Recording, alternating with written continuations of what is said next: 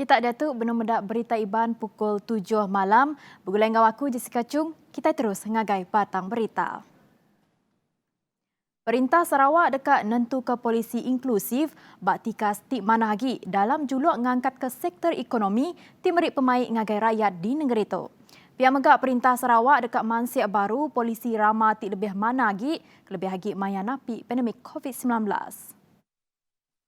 What is important is we give emphasis on our unity, and we must have a good policy pandemic 19, meaning our exit policy in terms of economy must be well structured so that we can rebuild our economy after this pandemic. Nangkan kenya Abang Johari madah ke Perintah Negeri babaro pegaya seruran nyaga pengelantang rakyat bak sukut ekonomi engau pengerai. Ambil ke contoh bantuan khas Sarawak Ku Sayang BKSS ianya bantuan ke debrek Perintah Sarawak dikena bantuan rakyat tenapik penusah ketegal pandemik COVID-19. Sarawak is given the power in terms of prevention in public health. That is why you notice that our SDMC has the power to decide what is best for Sarawak. Dangkan kenya, Menteri Kaunsil Kandang Menua Gau Pengawak Berumah Datuk Seri Dr. Sim Koo Hian ngelalau rakyat ngambil ke bersabar serta bersahup nagang pengelekai penyakit COVID-19 tajak pengerami tahun baru Cina tahun tu berbida hari tahun ke udah engau gaya penghidup baru. Koya rakyat patut ngambil teladan hari pandemik tu serta belajar hari semua perkaranya. 大家一起配合，才能让疫情尽快结束。这个疫情也让我们学会了珍惜家人，珍惜拥有的一切。不管遇到什么挑战，都要保持坚强、勇敢和正能量。 Berbaknya ia megak madah Perintah Sarawak dekat bekerjasama dengan Upis Menteri Pengerai Malaysia KKM dalam program vaccination. Starting end of this month, Sarawak government will work very closely with the Kementerian Kesihatan Malaysia on vaccinations.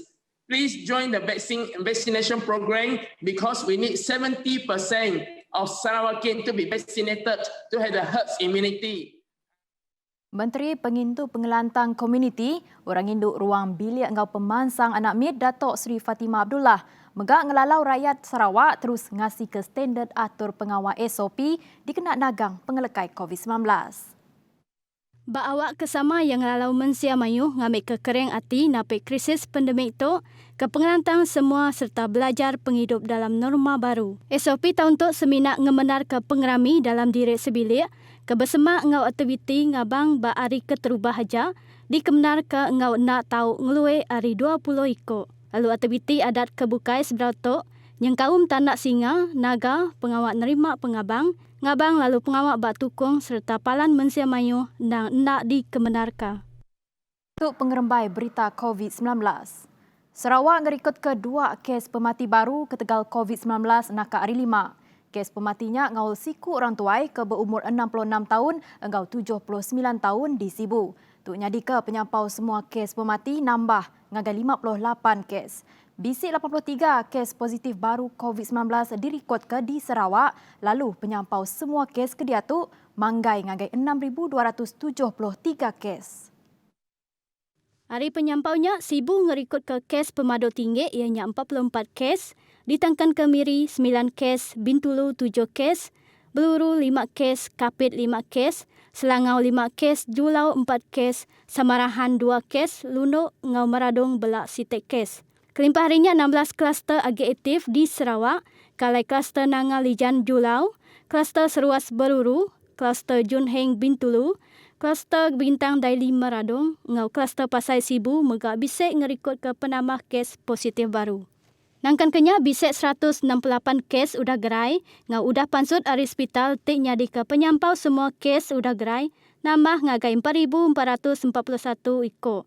Pilih Julau udah bertukar status hari jingga ke merah naka hari 5. Pilih Selangau bertukar status hari jingga ke status kuning. Menteri Pengerja Pengawak KSM Bak Serikat Nganjong Barang JNT Express di Perak udah nasat kes nganjong bungkus barang enggau cara ti kasar. Ketegar ari tateng pengawak ti majak nambah enggau isu komisen pekerja. Diteka penerangnya KSM madah ke sekedar pekerja kelebih hagik Bak Nur Nganjong Barang nak puas hati ngau bonus ke diberi berpelasar ke ngagai gaya sidak gawak serta ubah struktur bayar komisen ngena cara unilateral. Raban pengaji madah ke isunya nyadi ketegal ari saruk penemu lalu perkaranya udah diputar ke kelimpah mansur ke penerang minta ampun ngagai mensia mayu serta nerangka tentang sistem bonus ngagai pengerja pengawak. Nangkan kenya pengaji megak dipinta berunding mana ngau raban pengerja sebedau ngagak sebarang pemutus temungkur penguntung sidak.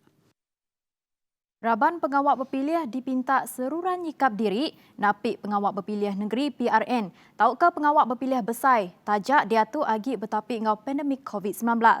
Menteri Raban nembiak ngau Lumbak Sarawak Datuk Snowdan Lawan madah. Bakal disita ia di Balai Ringin, ia seruran ngelalau Raban Partia ngambil kemeruan bersedia.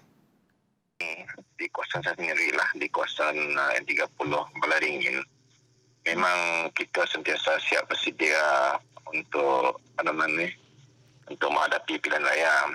Bukan, saya rasa bukan sekarang saja, sebenarnya memang sudah lama juga lah. Yalah.